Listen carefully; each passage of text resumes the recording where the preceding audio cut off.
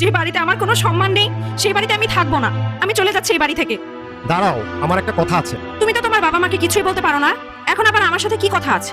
আরে আগে শুনো তো আমার কথাটা। আসলে ব্যাপারটা হলো, ও আচ্ছা, বুঝতে পেরেছি। ঠিক আছে, আমি চললাম।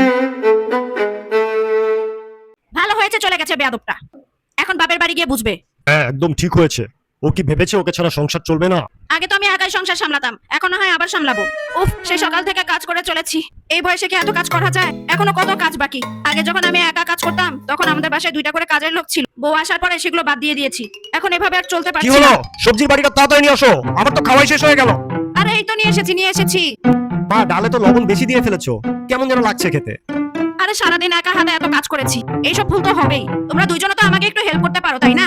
বৌমা তো সব কাজ একাই করতো, তখন তো বলতে একাই সব করবে তুমি, এখন তো দেখি কিছুই পারছো না। আসলে আমি বুঝতে পারিনি বৌমা যে সারাদিন এত কাজ করে।